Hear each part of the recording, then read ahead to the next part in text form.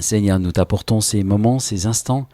Nous te demandons encore de les conduire, de les diriger, Seigneur, d'ouvrir nos cœurs à ta parole, Seigneur, et qu'elle puisse vraiment nous nourrir et surtout nous transformer, Seigneur, pour la gloire de ton nom. Amen. Alors, le texte va être affiché, donc il se trouve dans Matthieu chapitre 18, versets 21 à 35. Et pour ceux qui ont une Bible, vous allez le suivre. Je vais la traiter un petit peu, je vais la commenter, je vais la traiter différemment, en donnant un petit peu des noms à ce texte. L'histoire que d'ailleurs nous allons découvrir est assez surprenante. Elle traite de la question du pardon. Et nous pensons que la question du pardon, c'est uniquement pour ceux qui ne connaissent pas le Seigneur. Nous, on a reçu plus ou moins le pardon de Dieu et puis, quelque part, on laisse un peu ça de côté. Mais nous allons voir que ce n'est pas tout à fait évident, cette question du pardon, même pour les croyants. Pierre a des difficultés de pardonner. C'est un bouillant pour le Seigneur. Et des fois, son caractère se heurte à d'autres caractères. Il pose cette question à Jésus. Combien de fois peut-on pardonner à la personne qui m'a blessé ? Il pense lui-même que ce pardon a des limites. Enseigné dans son enfance par des prêtres juifs, le pardon pour une offense était possible 3 fois, selon la morale juive. Parlant à Jésus, Pierre pense que pardonner 7 fois, c'est un gros effort. Mais Jésus le reprend, lui dit non, pas 7 fois, mais 77 fois 7 fois, c'est-à-dire 490 fois au total. Pierre ne s'attendait pas à une telle réponse de la part de Jésus et je pense qu'il a dû être déstabilisé à ce moment-là. Puis Jésus continue et donne une illustration par un exemple. Un roi fait ses comptes et en fin d'année il s'aperçoit qu'un des employés lui doit beaucoup d'argent. Je l'appellerai Robert, pour qu'on comprenne mieux le texte. Et cet homme n'avait pas fait d'effort pour rembourser sa dette. La somme qu'il devait était considérable. Et vous savez, la monnaie, j'ai essayé de regarder, la monnaie de l'époque était en talents. Et un talent d'argent, pas un talent d'or, un talent d'argent valait déjà à peu près 600 € dans notre monnaie actuelle. Et il devait 10 000 talents. Vous vous imaginez, si vous faites le calcul, 10 000 par 600, ça fait 6 millions d'euros. Alors le roi décide de vendre cet homme comme esclave, lui, sa femme, ses enfants et ses biens. Et cet homme va tout perdre. Il risque d'être séparé à jamais des siens. Alors cet homme, Robert, supplie la miséricorde du roi. Et en se mettant à genoux, il pleure. Et le roi, très énervé, quand il voit l'attitude de Robert, il est ému de compassion. Et quelque part, il renvoie Robert et ne met pas cette sentence en route sur lui. Il décide de suspendre sa dette et d'attendre que cet employé lui rembourse. Sortant du palais, ce fameux Robert rencontre un ami que j'appellerai Bruno. J'espère que personne ne s'appelle Robert. Et Bruno, il doit une somme de 100 deniers, ce qui équivaut à peu près en correspondance à 80 €. Robert exige que cet ami lui rend de l'argent. Bruno est ce copain de longue date qu'il n'a pas revu et qui n'a pas cet argent parce que cet homme est très pauvre. Alors Robert, qui vient de quitter le roi, est fâché. Et il se met à bousculer son ami Bruno. Il le prend par le col de la chemise et il est prêt à l'étrangler. Et cet ami Bruno supplie son pardon et aussi sa clémence. Mais Robert n'écoute pas. Pourtant, le roi avait été clément avec Robert. Robert appelle les gendarmes et amène Bruno au juge, nous dit le texte. Et Bruno va être mis en prison. Quelle honte pour une si petite dette par rapport à la dette de Robert. Choqué par cette scène, et tu peux mettre la diapo 1, les autres amis vont en parler au roi. Il fait appeler ce méchant homme Robert et le roi le fait jeter en prison. Et il passera sa vie à payer ses dettes. Le pardon. Est-ce que tu peux la mettre en grand ? Parce qu'on n'y voit pas grand-chose. Je l'ai tirée, ça a été difficile de la trouver. On voit que là, c'est Robert qui s'en prend à Bruno et on voit d'ailleurs il est sorti du palais. Une petite image qui des fois est parlante. Le pardon, qu'est-ce que le pardon ? C'est d'abord de comprendre ce que Dieu a fait. Cette belle histoire illustre ce que Dieu a fait pour nous en Jésus-Christ. Il nous a tout pardonné. Il nous a remis une très grosse dette. La Bible dit que nous sommes pécheurs. Être pécheur, c'est être séparé de Dieu. Notre destinée est la mort éternelle. Et Jésus a payé notre dette. Et vous savez, des fois, c'est bon de se rappeler d'où nous sommes sortis et ce que Dieu a fait pour nous dans notre vie. Notre rébellion, notre égoïsme, je dirais nos crimes, nos méchancetés, nos vols, notre manque d'amour envers notre conjoint, nos enfants, nos disputes, nos adultères, toutes les choses que nous faisons, toutes les choses mauvaises constituent le péché qui est désagréable à Dieu. Et tu peux mettre la diapo 2 et 3. Et de plus, il pourrit notre vie et nos relations. Jésus est venu ôter cette dette si nous acceptons le don du rachat. Non, c'est pas tout à fait la 2 et 3, pardon. Oui, mais après, c'est pas grave. Non. Reviens sur la diapo 1, ce sera mieux. Excuse-moi. Prenons un exemple pour illustrer ce propos. Je suis en mer sur un voilier et je tombe de ce voilier. Et là, les vagues sont importantes et m'étouffent, j'essaye de nager et puis quelqu'un me jette une bouée. Est-ce que je vais accepter cette bouée ? Est-ce que si je saisis cette bouée vraiment, eh bien les gens qui sont au bout de cette corde vont vraiment tirer cette bouée ? Ou est-ce que je vais accepter cette bouée et m'accrocher ? Et si je le fais, alors les marins qui sont sur ce voilier pourront me tirer, me sortir de l'eau. Pour, je dirais, recevoir cette grâce du pardon, il nous a fallu un jour y croire. Croire que la bouée jetée dans la mer de nos problèmes est pour nous. Et si nous sommes là ce matin, c'est parce que nous avons cru. Et bien que Jésus a porté complètement cette dette pour nous sauver. Et c'est pour cela que nous prions, nous louons le Seigneur. Cette bouée, je l'appelle Jésus. Vous savez, le premier homme que j'ai cité tout à l'heure, que j'ai appelé Robert, avait été pardonné.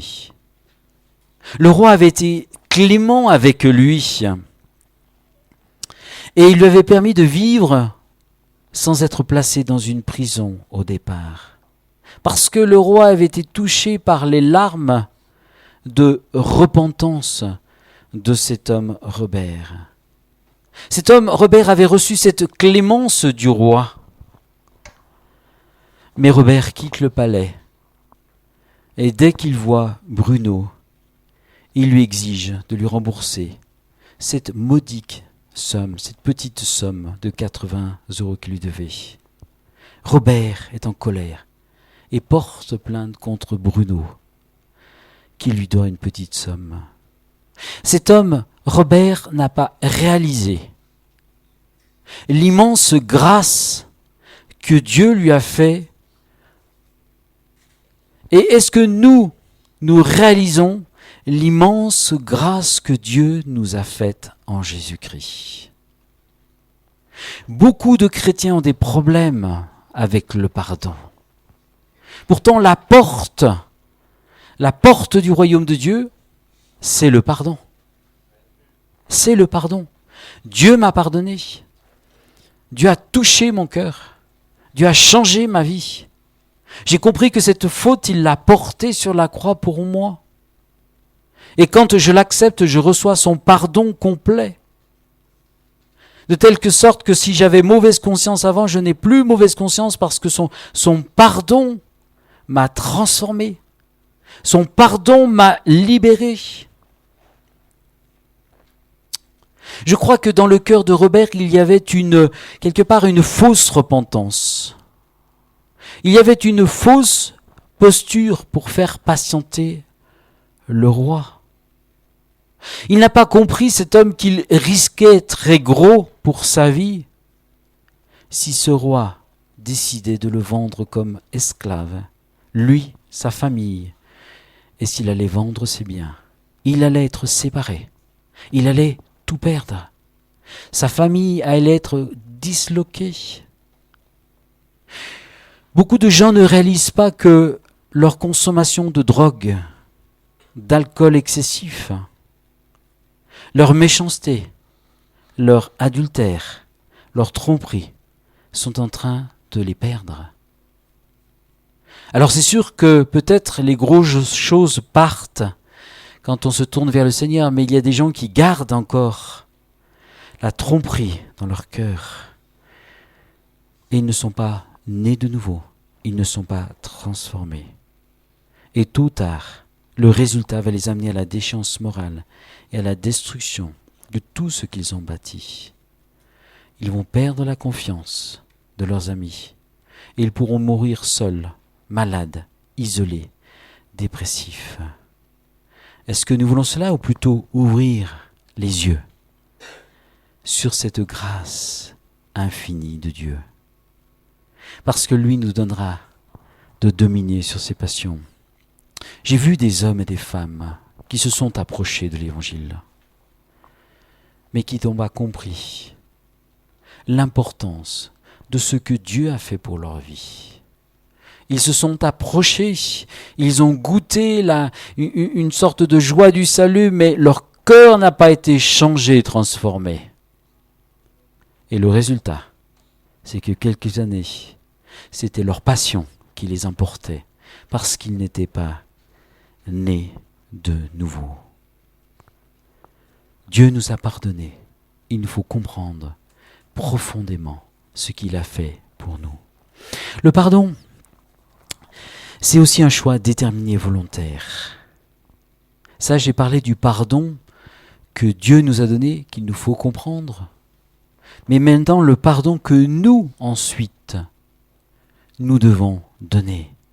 Robert est un très mauvais exemple. Et Jésus a donné cet exemple pour qu'on comprenne les choses. Je crois que le pardon va être une seconde nature dans notre cœur. Quand je comprends l'importance du grand geste que ce roi a fait pour moi, qui m'a tout pardonné, alors mon désir, c'est de pardonner. C'est de pardonner. Et là, on peut mettre la diapo 2 et 3. J'aimerais l'illustrer par mon propos par une histoire vécue aux USA en 1865. Vous savez que ce pays a été, je dirais, divisé par la guerre pendant 4 ans de guerre. C'est ce qu'on appelait la guerre de sécession, guerre entre le Nord, entre certains États confédérés et d'autres États, entre le Nord et le Sud, au sujet de l'esclavage. Au Nord, on voulait abolir l'esclavage. Au Sud, on voulait garder l'esclavage. Et le pays s'est divisé et les Américains se sont battus très violemment entre frères de la même race. Il y eut beaucoup de morts. Beaucoup de sang a coulé, tristement, et Dieu suscita un homme qui s'appelle Lincoln, qui est devenu président des États-Unis. Et cet homme réussit à abolir l'esclavage et à faire cesser les combats. Et nous sommes à la fin de la guerre et des politiciens, des conseillers d'État lui ont posé cette question. À la fin de cette guerre de sécession, Monsieur le Président, voulez-vous punir sévèrement les provinces du Sud pour le carnage qui a été provoqué? Cet homme, Lincoln, les regarde un peu tristement, certainement. Pourquoi détruirais-je mes ennemis alors que je veux en faire mes amis? Pourquoi détruirais-je mes ennemis alors que je veux en faire mes amis? Il proposa un plan de reconstruction qui gagna la confiance de tous les Américains à cette époque-là. Et je pense que c'est pour cela qu'on a appelé les États-Unis d'Amérique. Quelle puissante déclaration de pardon qui évita encore des massacres. Dieu nous dit dans le chapitre Romains 12, verset 19, « À moi la vengeance, à moi la rétribution. » Et Paul insiste et il dit « Ne vous vengez point vous-même, bien-aimés, mais laissez agir la colère. » Oh, ça nous parle la colère. Qui ne se met pas en colère dans sa vie?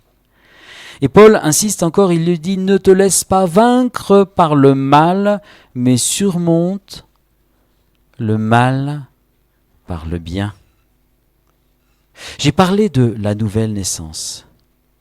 Quelqu'un qui n'est pas vraiment né de nouveau ne peut pas pardonner profondément. Il est comme cet homme, Robert. Un homme, et je vous le dis parce que j'en ai vu plusieurs de cette situation que je vais vous raconter, un homme reprochait à son épouse sa vie d'autrefois, les relations sexuelles qu'elle avait eues. Cette femme était née de nouveau, sa vie avait changé. Elle aimait son mari, elle était sérieuse avec lui. Mais lui était sans cesse en train de lui reprocher les choses d'une jalousie maladive.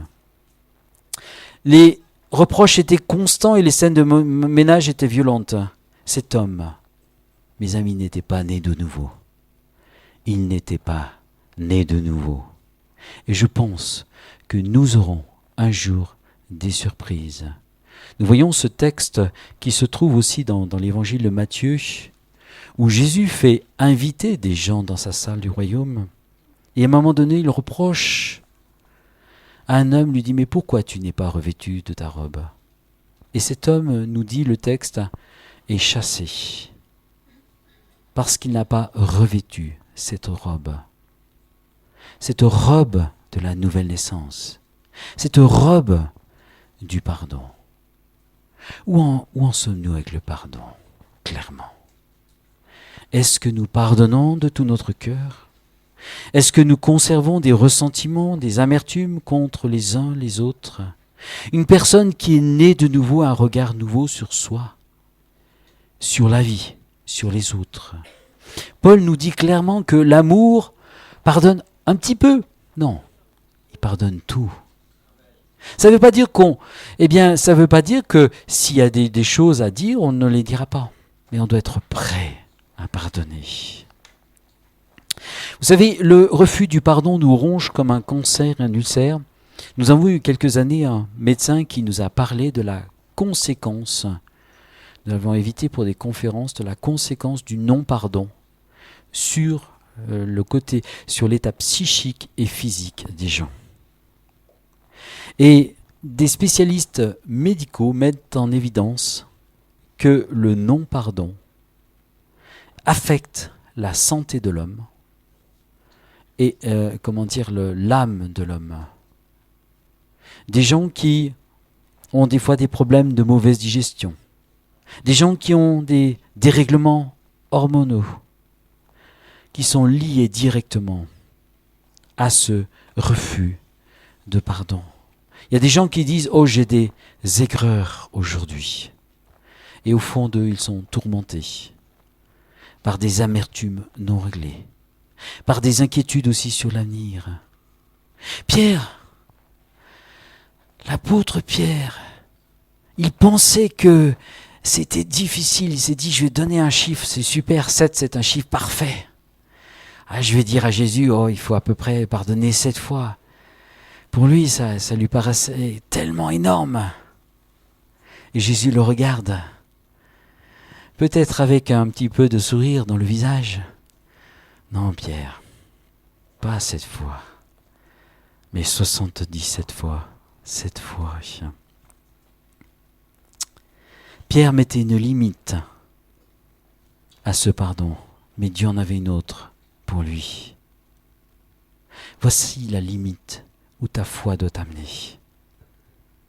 Si on me vexe 490 fois, suis-je prêt à pardonner? À pardonner.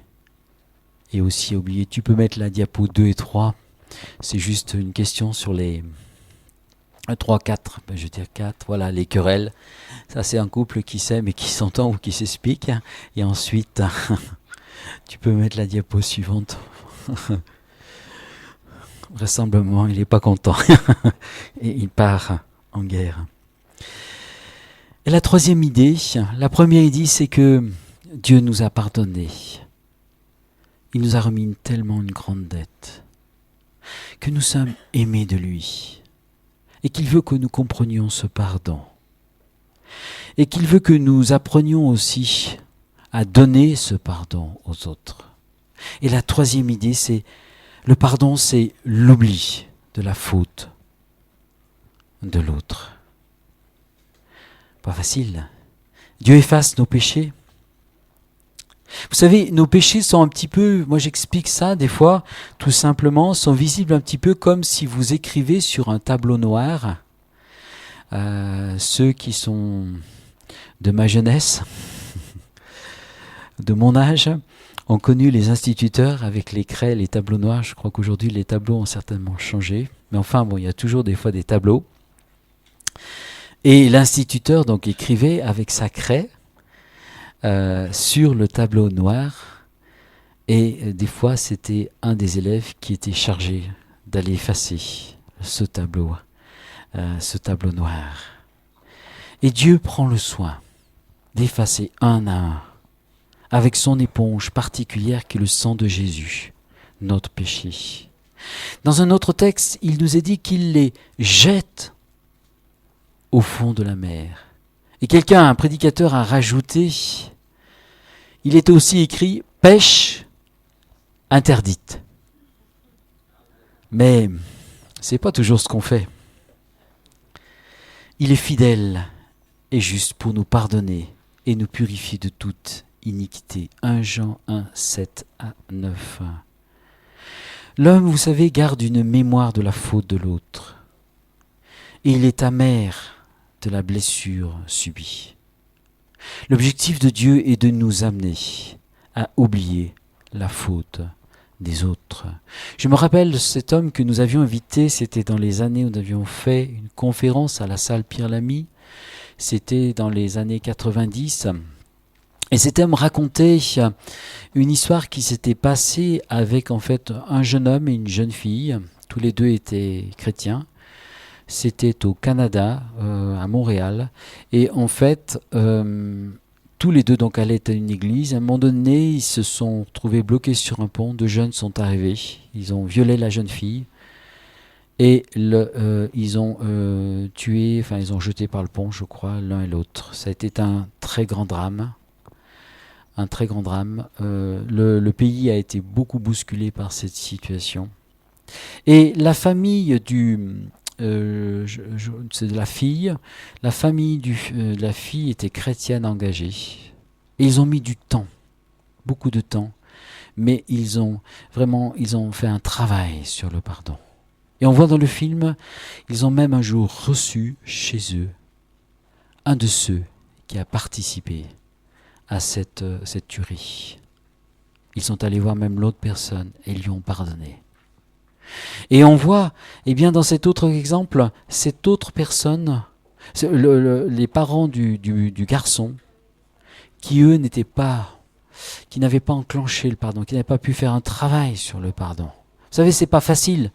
Dans ces situations-là, je ne juge personne parce que c'est vraiment pas facile dans ce domaine-là. Mais ils n'avaient pas, enclenché un travail sur le pardon. Et le résultat, c'est que c'était des gens amers, qui avaient des problèmes dans leur santé, dans leur vie. Et bien sûr, ce commentaire ne portait pas l'anathème ou le jugement sur les personnes, mais il montrait quelque part l'exemple de situation qui était quand même tragique, très forte. Hein. Et comme quoi, des gens qui étaient prêts à faire un travail sur le pardon, eh bien leur vie changeait, transformée. Mais il y a des chrétiens qui bloquent sur cette question du pardon. Et c'est une question qui est importante. Je dirais c'est une question qui est primordiale. Dans ce texte, nous voyons verset 35, il est dit c'est ainsi que vous, Dieu mon Père, vous traitera si vous ne pardonnez pas de tout votre cœur. C'est une question qui est tellement primordiale. Des fois on se dit il manque de l'onction. Des fois la relation est difficile même dans l'église. Parce que ces questions-là, eh bien de cœur, ces questions profondes ne sont pas vraiment résolues. Il faut vraiment, je crois, en prendre conscience, chacun personnellement. Et vraiment apprendre le pardon et la miséricorde. Et tu peux mettre, eh bien, cette diapo numéro 6, la miséricorde, 7, pardon, la miséricorde est une bonté qui incite à l'indulgence et au pardon envers une personne coupable d'une faute et sans repos. La miséricorde. Le pardon, c'est une clé de victoire pour notre vie. Il va briser la digue de la haine, de la méchanceté, du divorce, de l'indifférence, des guerres. Notre société actuelle a tellement besoin de voir ce pardon en action dans la vie courante. Oh, ça ne veut pas dire que, quelque part, si nous pardonnons, que la personne, et là aussi il faut être clair, la personne aussi qui nous a blessés, parce que là des fois il y a un peu un mélange chez les chrétiens, elle doit aussi demander pardon. Elle doit aussi régler son problème. Hein? Nous devons avoir ce pardon dans notre cœur, mais il faut aussi que la personne qui nous a blessés, qui nous a détruits, elle aussi, si on veut qu'elle change, elle doit demander pardon, avec sincérité. Nous faisons notre étape, mais la personne en face doit faire aussi son étape. Le pardon, c'est une clé de victoire. Dans la délivrance, la guérison intérieure, cette étape de repentance pour nos fautes et faisant de formation pour s'approfondir dans ce domaine, c'est constamment, nous sommes sur cette question d'amener les gens dans ce pardon, cette repentance, et nous-mêmes de revenir à cette table, je veux dire au pied de la croix, ou cette table du pardon. Aucune victoire ne sera prise dans notre vie si on ne décide pas eh bien, de se repentir de notre faute et de pardonner celui qui nous a offensés. Le pardon, c'est l'oubli de la faute de l'autre. L'oubli. Dieu veut effacer aussi nos mémoires. Comme il efface nos mémoires de choses peut-être aussi que nous avons fait, dont nous rougirions si elles étaient aujourd'hui marquées sur le mur. Dieu veut aussi nous apprendre à oublier la faute des autres. Et je vais résumer. Le pardon, c'est d'abord de comprendre ce que Dieu a fait pour moi. Je dois le renoncer en acceptant Christ comme sauveur dans ma vie. Et quand Dieu me pardonne, il pardonne complètement. Le pardon, c'est un choix personnel, un choix volontaire. Robert aurait dû exercer ce pardon envers son ami Bruno. Il n'aurait pas dû exiger à Bruno de payer cette dette si rapidement. Tu dois décider de pardonner aux autres. Et cela ne dépend que de toi. Parce que ce manque de pardon est comme un ulcère qui te ronge. Est-ce que tu veux pardonner ce matin à ton conjoint, à ton enfant, à ton patron? Nous allons être en grande difficulté si nous ne pardonnons pas de tout notre cœur. Et le pardon, c'est l'oubli de la faute de l'autre. Dieu oublie nos fautes et les efface. Nous devons aussi nous pardonner et oublier le souvenir de leurs fautes, de leurs erreurs. Ah, si tu savais tout ce qu'il m'a fait endurer. Si 10 ans après une faute, je reproche encore à mon ami, mon conjoint, sa faute, il lui rappelle, c'est que je ne lui ai pas pardonné concrètement. Le pardon me conduit à pardonner et oublier la faute des autres.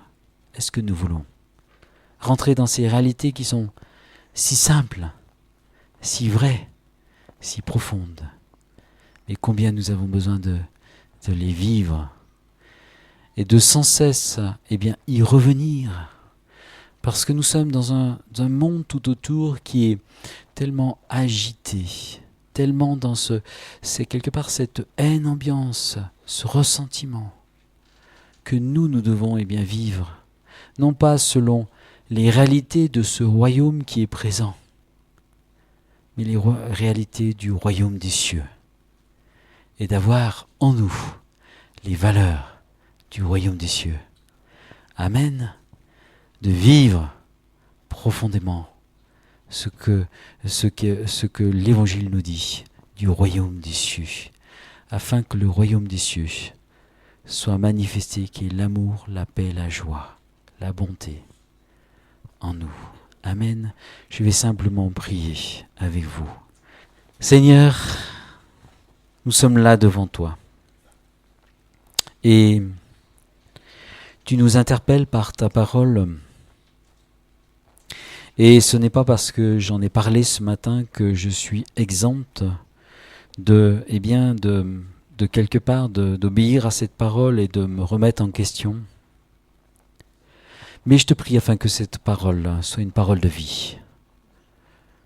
Non pas une parole qui soit là pour nous condamner, mais qui soit là pour quelque part nous convaincre de nos manquements. Des pensées, des propos, des paroles que nous avons exprimées qui n'étaient pas à ta gloire. Où sincèrement ce pardon n'a pas été donné. Ce pardon n'a pas été vécu. Il y a encore dans notre cœur des ressentiments contre une personne, des choses amères qui reviennent dans nos pensées. Tu nous vois ce matin. Nous nous approchons de toi et nous te disons que, nous te demandons pardon à cause de cela. Et nous voulons, Seigneur, entrer dans ce plein pardon à ton image. Et dire, Seigneur, nous faisons le pas de pardonner, d'oublier les erreurs, les manquements, Seigneur, de nos frères, de nos sœurs, comme tu nous as pardonné aussi. Nous nous approchons de toi ce matin et nous te disons pardonne-nous. Pardonne nos offenses. Pardonne-nous profondément. Nous voulons vivre ce royaume et le vivre concrètement. Que ta parole transforme nos cœurs et nos vies. Je te prie, Seigneur Saint-Esprit, afin que tu guérisses aussi ceux qui sont malades dans leur corps à cause de ce manque de pardon. Seigneur, tu les aides à pardonner et que chacun vive une guérison profonde face à ce pardon et que chacun rentre dans cette réalité pour lui-même, pour son foyer, dans le beau nom de Jésus. Amen. Amen.